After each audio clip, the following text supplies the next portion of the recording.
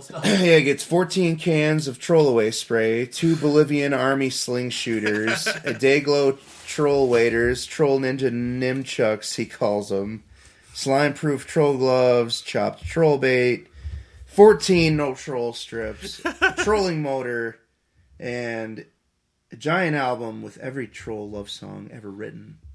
And how much did that come up to? It was like almost $2,000. Yeah. But yep. What does Ernest do for a living? He is a He's garbage the sanitation man. worker. Yeah, sanitation worker. $2,000, huh? Just like that. Yeah, he's like, well, I mean, he Well, probably he's makes a most of his. bachelor, you know, I mean. Yeah, Yeah. he makes most of his own shit out of his own crazy contraptions. But he just fucks them. They're not his kids. That's another, like I, I'll forever kind of compare Ernest and Pee-wee, and that's Yeah, you have to. one of the things that really ties them together is that they both have cool little contraptions and doohickeys. And later on, Mr. Bean. Did maybe. Mr. Bean have? No, not that, but like a reoccurring character like that. The British Pee-wee is Mr. Bean. Is that Yoda? No, that's Mr. Bean. Okay. Do you want me to do Yoda? Mm-mm. Yes, Yoda. as Elizabeth explains the history of the story in the school, which is very reminiscent of how Hocus Pocus starts, actually. Oh, god damn it, man. Yep, I'm going to bring that shit up again. He's got a point, though. I know he does, but just reference something else. But yeah, there's nothing else to reference. That's the exact same thing there. You need to watch more But, movies and find something other than Hocus Pocus. It keeps coming up.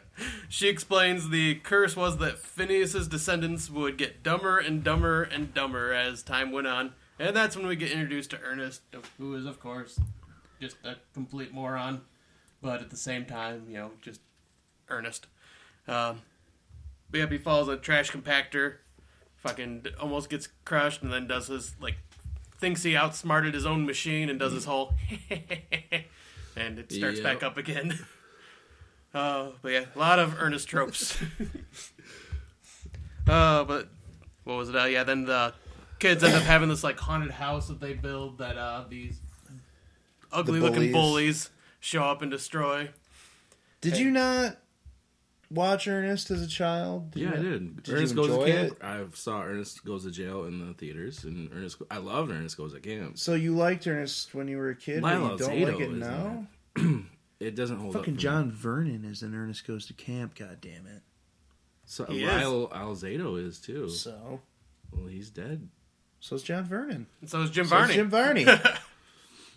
Everybody You got from me that there, movie I is dead. guess. I don't know. So's that fake Indian from the old commercials where the garbage got thrown on the highway and he was all crying.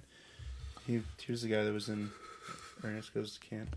Anyway. But after the bullies destroy the haunted house, they go and complain about it to Ernest. Don't test my Ernest, bro.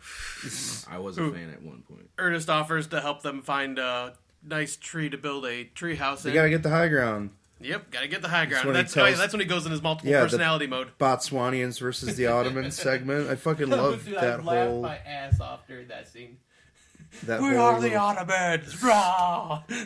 I love that little... I love when he goes into his multiple personalities. But yeah, he finds a tree. Then it's this of all the trees, he finds the biggest, most scariest looking tree that they possibly could use, and that's when Eartha Kitt sees them and basically tells him he needs to not use that tree, and then tells him what not to do, and then that's when the line that Randy said earlier, because Ernest doesn't believe any of what she said. Well, would you believe any of that if No. someone told you? Not at all. I would go do it just to... Spider. Yeah. It's like who hasn't stood in the mirror and said Candyman, and who hasn't, done all that shit? Bloody Exactly. Mary and Pig Lady. I don't know if that was... I got into that a little bit. I don't remember Pig Lady. I don't know anything about Pig Lady. I think maybe one of my friends made it up, but I did it anyways. But after he does that whole chant and knock on the wood 3 times, he wakes up Trantor, who is a ugly snot-nosed troll. Lots and lots of snot. I know a girl that had a kid with a guy that looked a lot like that troll. Oh, God. Yeah. That's Saying terrifying. Are you saying it out of jealousy? She was really hot. That's a bummer that she did that. Oh, actually, and yeah, before he ends up doing that whole thing, the bullies end up showing up at the treehouse, and the kids actually retaliate because Ernest has set it up with a bunch of his fun little contraptions.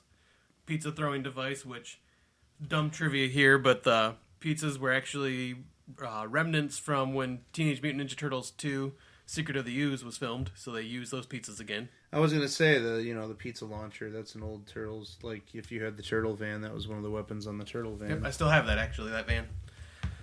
But yeah, after they scare off the trolls, that's when he returns, and after Lady Hackamore yells at him, and he does the whole chant, wakes up Trantor, and then Goes to Tom and Bobby's. yeah, well actually he goes to the cop's house first and tells him what he saw. What does this matter?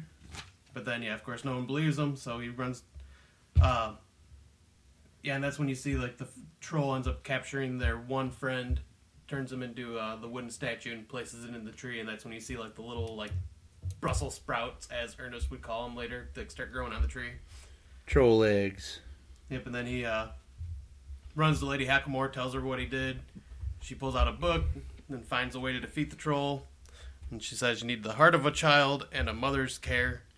And he has to be the one to do it. Ernest runs through the streets, warning the town on his way to Tom and Bobby's store. And that's when he goes and buys all those troll fighting accessories from Tom and Bobby's store.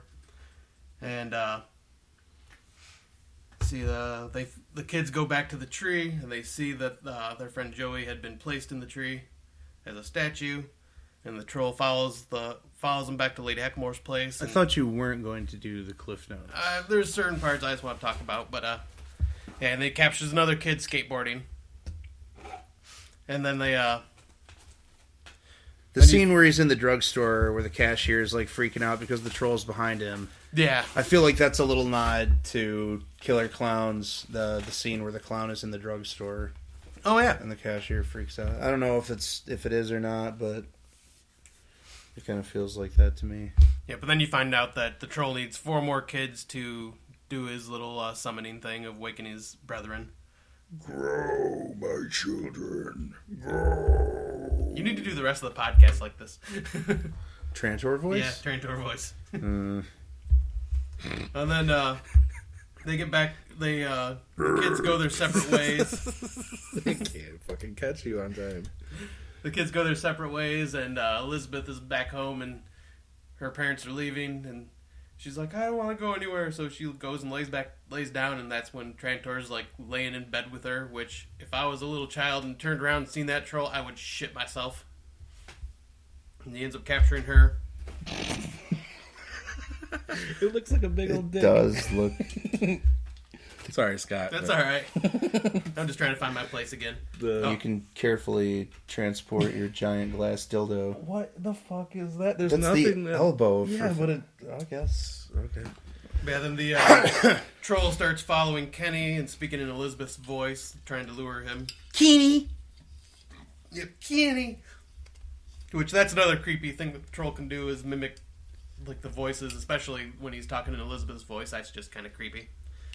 Because it gave you a boner and you didn't Yeah, know. I got totally turned on. And then I seen the snot-nosed troll, and I was fucking hard. Well, God damn, man. The most vulgar shit ever on a podcast is from Scott. It's weird. Troll boners. Troll boners. troll Gotta snot love it. boner.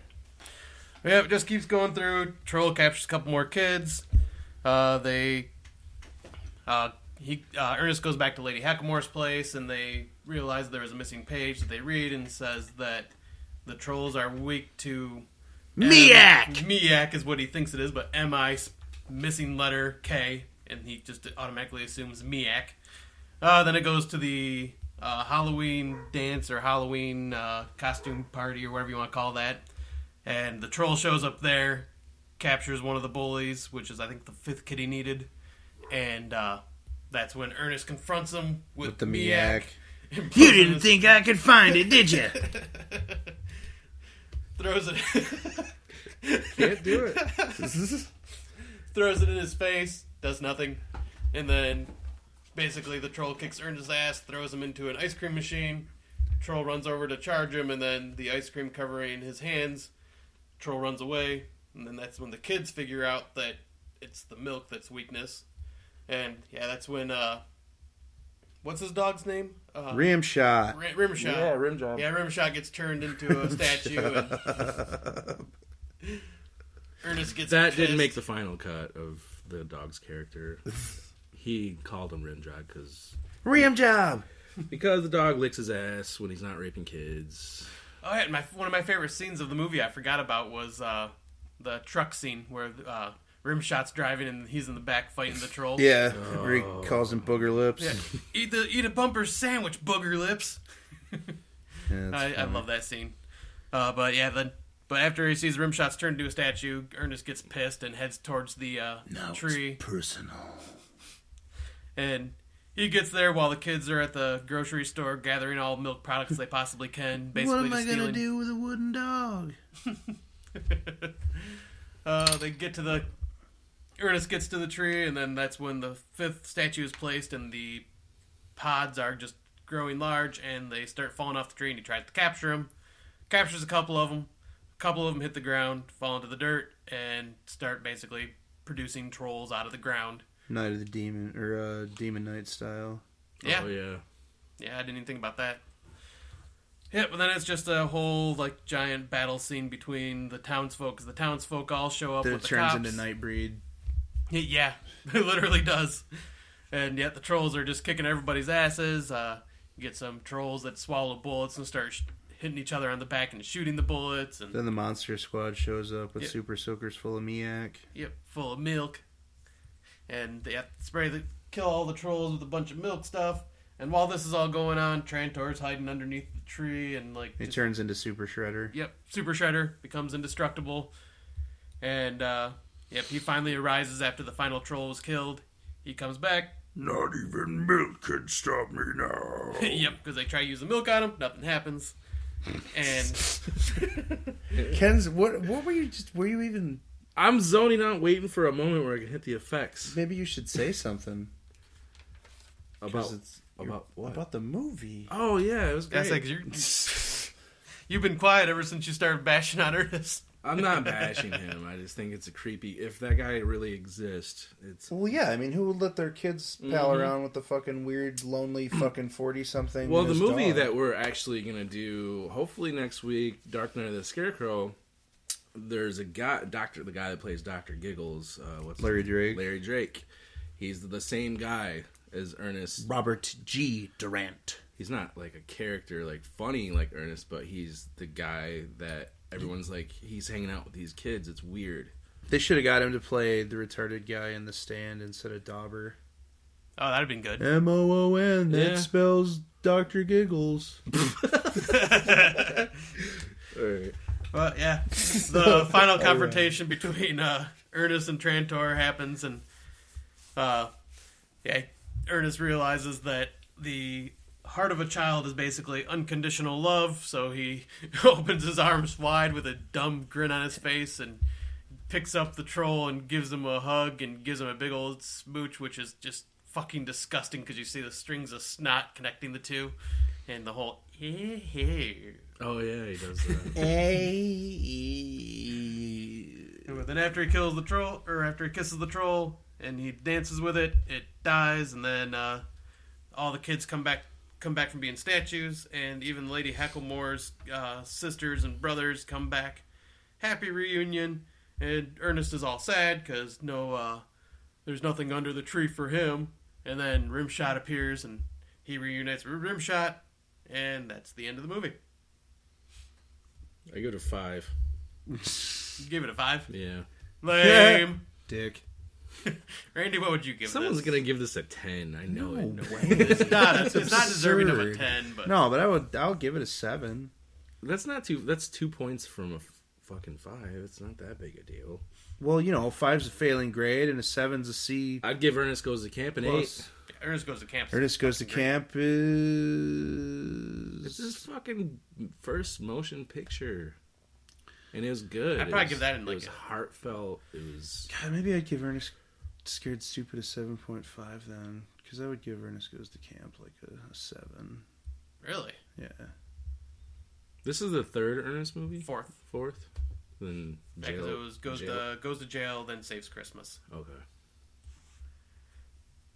Okay, so you'd give it a 7.5, Randy? Yeah. Me, I fucking love this movie. It's once again, another one that I try to watch every year around Halloween if I can. It's this or Munchies for you. You can't decide. Well, no.